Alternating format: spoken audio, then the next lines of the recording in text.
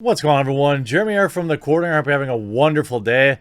It's interesting because normally in the olden days, back when I was a kid, we'd have Thursday and Friday box office numbers from Mulan, but we don't. And actually, since it's on a closed platform, really, Disney Plus, I'm not sure they're going to release them.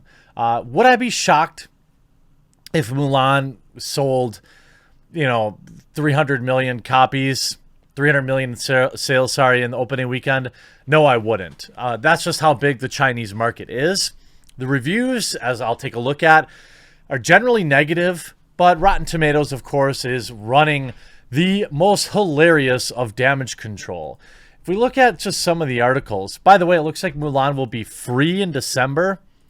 If you want to wait and save $30 to be disappointed, I recommend doing so. But if we look at Rotten Tomatoes, they're starting to let more reviews in, but I still don't know exactly how they are discerning if these people actually saw it or not. But it is kind of creeping up. It's at a 56% now.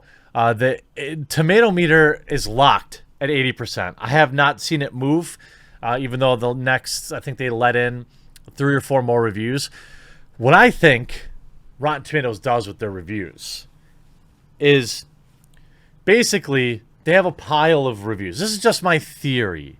Hey, by the way, this isn't a theory. It's a fact. Nearly 40% of you are still not subscribed. I really hope today will be the day you smash that subscribe button. There's an enormous amount of news coming in September, October, and November in the video game world and entertainment world and music. And even today I covered a wrestling story. So I hope that I will have earned your subscription today. Now, here's what I think Rotten Tomatoes does with their reviews. They have a pile of them, right? If I didn't give Sean the day off, there would be like a pile of reviews here. And then they have a number that they want to obtain. And what happens is when you get a flood of reviews, let's take the Rise of Skywalker as a perfect example. The user review score stayed exactly the same. What was it, like 82% or something like that? From 1,000 reviews to 20,000, 50,000. In fact, let's just look. I wonder if it's still there. The Rise of Skywalker. Okay. Here it is. 86%. Maybe that was the number.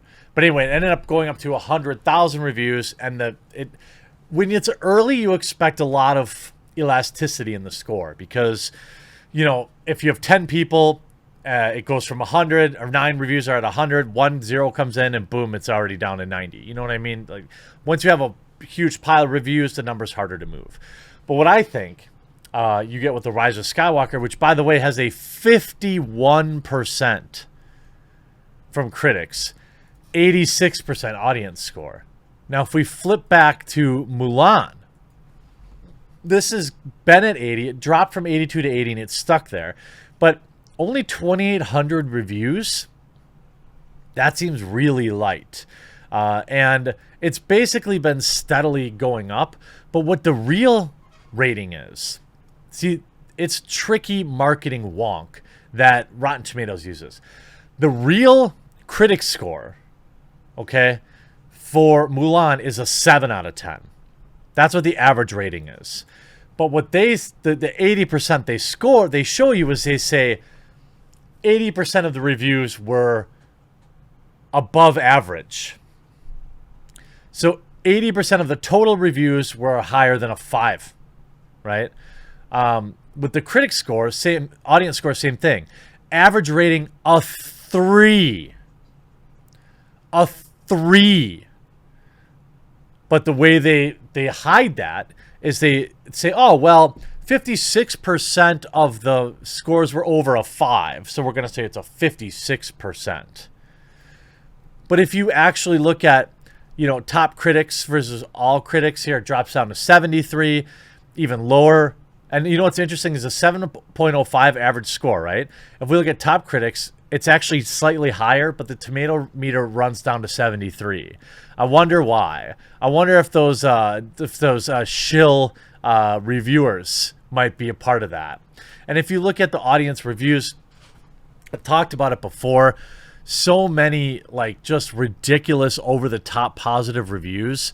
You know, great, the visual effects of this film are breathtaking, and the action is even more stunning. The whole film is different from the over-entertainment and fantasy animated version. Okay, great. But here's an interesting new take. Social justice reviews do not like this. They don't like it either. Here's a review on Vox, which is a toilet media outlet. The Mulan remake jettisons everything great about Disney's animated classic and delivers nothing new. That's true, right? But what's interesting, I thought, I didn't pick up on any of this. You might let me know. So they talk about weak writing. That's true. Everyone basically agrees that the writing was weak. Mulan makes Mulan's gender issues a lot messier. But then they go on to talk about how she was supposed to be trans or something like that. I didn't see any of that in the marketing.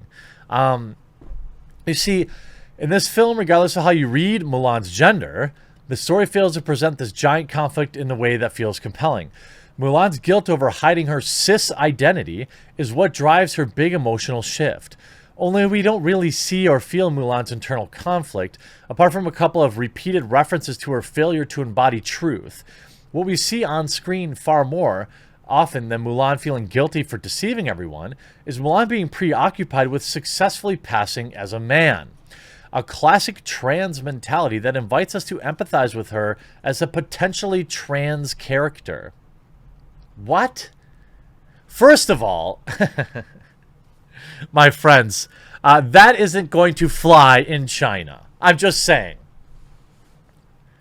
And because we see Mulan leaning so strongly towards presenting trans masculine, the film's conflation of true identity with gender you're assigned at birth and Mulan's ultimate abrupt embrace of her womanhood feels like trans baiting. If queer baiting in the modern sense involves intentionally including overt queer subtext in a work in order to capitalize on queer audience, by the way, that is real, okay?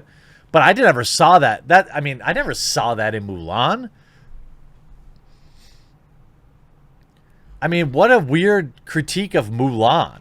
By the way, if you think about who they made this film for, China, who doesn't even allow spooky skeletons in their video games, I'm pretty sure they didn't have some undertones. I mean, you should see how China. Why don't you see how China treats black people? And then run some trans characters out there for them. See how that runs. You think I'm being harsh? Get real. Get real. Look at. I mean, you just any idiot. All these far lefties that lick corporate boot all the time have no idea how much of their money goes to nations that absolutely would hate them. But I mean, that's an inconvenient truth. As long as they change their Twitter logo to a rainbow in June, they're cool with them.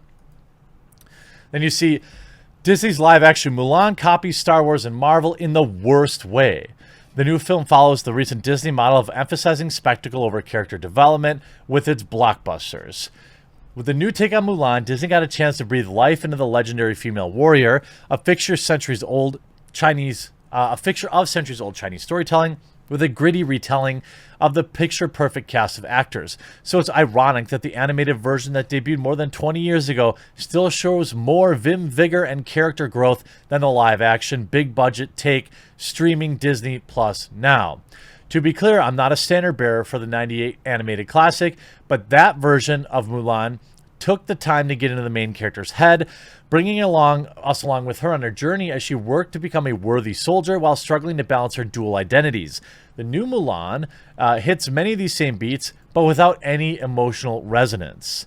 That, unfortunately, seems to be par for the course for blockbusters these days. Well, yeah, nobody wants to take any risks anymore.